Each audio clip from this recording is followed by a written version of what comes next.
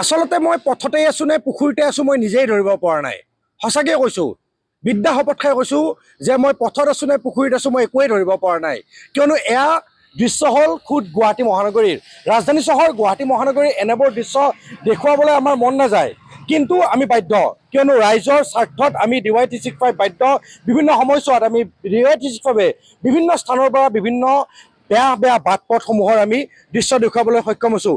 এতিয়া ভৰ বাৰিষা, আৰু ভৰ বাৰিষাৰ সময়ত এতিয়া কেনেধৰণৰ জমৰ যাতনা ভুগিছে এই একাংশ লোকে, তাৰ বাবে আমি আহি উপস্থিত হৈছোঁ এখন বাহন, যিখন বাহন মই জুম কৰি দেখুৱাবলৈ মোৰ সতীৰ্থক অনুৰোধ জনাইছোঁ। বাহনখন এক প্ৰকাৰে ডুবি যোৱাৰে উপক্ৰম হৈছিল।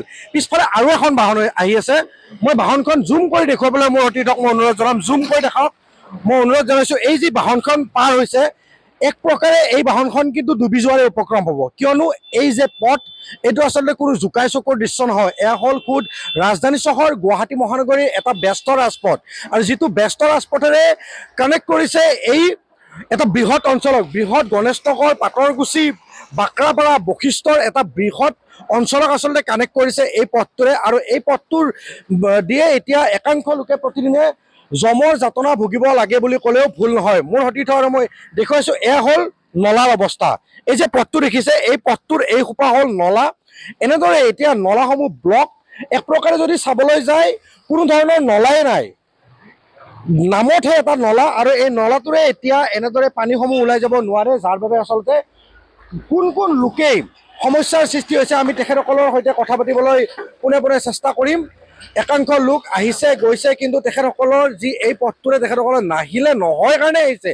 যদি নাহিলে হল হয় তেনেহ'লে নিশ্চিতভাৱে তেখেতসকল নাহিলে হয়, কিন্তু আজি তেখেতসকল আহিব বাধ্য। কিয়নো মোৰ আগফালে এটা বৃহৎ অঞ্চল আছে, আৰু সেই বৃহৎ অঞ্চলটোৰ সাধাৰণ ৰাইজ কিন্তু এই পথটোৰে অহা যোৱা কৰে। একাংশ লোক আছে যিসকল লোকে এই অঞ্চলটোৰ বা এই পথটোৰ চাৰিওফালে বসবাস কৰে। সেই বসবাস কৰা লোকসকলৰ ওচৰলৈ আহিবলৈ মই যত্ন অব্যাহত ৰাখিছোঁ। দাদা, মই আপোনাৰ ওচৰলৈ আহিছোঁ।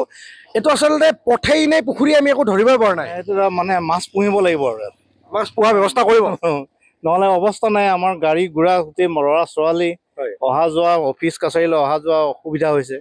এইটো বৰ ডাঙৰ সমস্যা হৈছে। আচলতে ফ্লেটৰ যি গৰাকী, তেওঁলোকে বনাওঁতে কথাটো চিন্তা কৰিব লাগিছিল যে ৰাস্তাটো আচলতে ইয়াত বিশেষভাৱে কয়লাৰ গাড়ীবিলাক আহি বহুত অসুবিধা হয়। ৰাস্তাটো যদি ভালো কৰে চৰকাৰে, তেনেহ'লে কয়লাৰ গাড়ীবিলাক বন্ধ নকৰিলেতো এই ৰাস্তাটো মানে সঠিকভাৱে কেতিয়াও সুচল হৈ নাথাকিব। গতিকে আমি ভাবোঁ ৰাইজৰ দাবী ৰাস্তাটো অতি শীঘ্ৰে ভাল কৰিব লাগে, যাতে আৱাসীসকলে অসুবিধা নাপায়। ধন্যবাদ জ্ঞাপন কৰিছোঁ। মই একাংশ মহিলা আছে মোৰ লগত, মই তেখেতসকলৰ সৈতে কথা পাতিবলৈ চেষ্টা কৰিম। বাইদেউ, আচলতে এইটো পথ বুলি ক'ব নে পুখুৰী বুলি ক'ব? পথ বুলি ক'ব নে পুখুৰী বুলি ক'ব? এইটো পুখুৰী বুলিয়ে ক'ব লাগিব। ৰাস্তাৰ মাজৰ এটা নহয়, মাল্টিপল, প্ৰায় 12-14টা মান পুখুৰী, দুটামান বেছি ডাঙৰ। খালি আপোনালোকে এনেদৰে আপ ডাউন কৰি আছে? এনেদৰে অকল আমাৰ কথা নহয়, বিশেষকৈ স্কুলৰ ল'ৰা ছোৱালীখিনি, স্কুলৰ বাছখন আধা সোমাই যায়। ইমান ৰিক্স লৈ পেলাই ল'ৰা ছোৱালী আহি আছে, আমি এইখিনিতে বহি থিয় হৈ পেলাই আমি চাই থাকিবলৈ ভয় লাগে। বহুত জনাইছোঁ আমি, ৱাৰ্ড কমিশ্যনাৰৰ লগতো কথা হৈছে, বিল্ডাৰ্ছ হওক, ইয়াৰ যোনে মাৰ্কেটিঙৰ হওক, চবৰ লগত। আজি আমাৰ এইটো ফ্লেট লোৱা আজি আমাৰ 5 বছৰ হ'ল। তেতিয়া এইটো আছিলে যে ৰাস্তাটো সৰু কথা হৈ যাব। এতিয়া 5 বছৰ, এতিয়ালৈকে কোনো ধৰণৰ আমাৰ ওচৰত আপডেট নাই।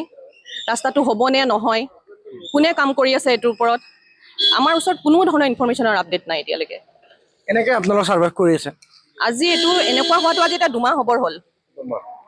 এনেকৈ মানে এই বাৰিষাটো আপোনালোকে ছাৰ্ভাইভ কৰিব লাগিব? হয়, এইটো এনেকুৱা হৈছে, আমি যদি ওলাওঁ আমাক গামবুট লাগে, গামবুট হ'লেহে আমি ইয়াতে ভৰি দিব পাৰোঁ। আৰু কোনো কেব গাড়ী কোনো ধৰণৰ আমাৰ ইয়াত এতিয়া নাহে, একো সুবিধা নাই। আপোনালোকৰ ছাত্ৰ ছাত্ৰীসকল নিশ্চিতভাৱে এই পথটোৰে আপ ডাউন কৰে বাইদেউ, হয়নে? কেতিয়াবা ইয়াতে কিন্তু দুৰ্ঘটনা হোৱাটো নিশ্চিত? একেবাৰে নিশ্চিত। আমি এতিয়া খোজকাঢ়ি ওলাই যোৱাটো ভাবিবই নোৱাৰোঁ। আমাৰ এতিয়া ইমাৰ্জেঞ্চি কিবা এটা হেল্থ প্ৰব্লেম হ'লেও কিবা হ'লেও আমি এবাৰ যাম কেনেকৈ? এইটো ডাঙৰ সমস্যা হৈছে। আৰু তেওঁলোকৰতো সৰু সৰু ল'ৰা ছোৱালী আছে নহয়, এইটো এটা ডাঙৰ মানে এটা জীৱনৰ এটা হেৰি। গতিকে এইটো কি বুলি ভাবিছে সেইটোৱে। আচলতে বিভাগীয় কৰ্তৃপক্ষই ব্যৱস্থা গ্ৰহণ কৰিব লাগিব, কিয়নো আমি দেখুৱাবহে পাৰিম, কিন্তু এইসমূহ কাম কৰিব লাগিব বিভাগীয় কৰ্তৃপক্ষই। GMC আছে, GMD আছে, PWD আছে, বহুকেইটা বিভাগ আছে অসম চৰকাৰৰ। আৰু সেই বৰ্তমান সময়ছোৱাত যদিও বা চৰকাৰ গঠন হোৱা নাই, নতুন চৰকাৰখনে কিন্তু কাম কৰিব লাগিব। কিয়নো এই যি পথটো, মোৰ সতীৰ্থক মই দেখুৱাবলৈ অনুৰোধ জনাইছোঁ পুনৰবাৰ, এই পথটোৰে কিন্তু কেইঘৰমান লোকে অহা যোৱা নকৰে। এই পথটো এটা ব্যস্ত ৰাজপথ আৰু এই পথটোৰে আচলতে এটা বৃহৎ অঞ্চলক কানেক্ট কৰিছে বুলি ক'ব লাগিব। যেনেকৈ পাটৰগুচি হওক, বাক্ৰাপাৰা হওক, পিলিংকেটাকে ধৰি বশিষ্ঠৰ বহুকেইটা অঞ্চলক কিন্তু এই পথটোৰে কানেক্ট কৰিছে। তেনেস্থলত বিভাগীয় কৰ্তৃপক্ষই আগন্তুক সময়ছোৱাত কেনেধৰণৰ গুৰুত্ব আৰোপ কৰে তাক লৈ কিন্তু বহুকেইটা প্ৰশ্ন উত্থাপিত হ'ব বা তেখেতসকলে গুৰুত্ব কেনেধৰণৰ আৰোপ কৰে এই ভূমিকাক লৈ কিন্তু সকলোৱে আচলতে দৃষ্টি নিবদ্ধ কৰি ৰাখিব।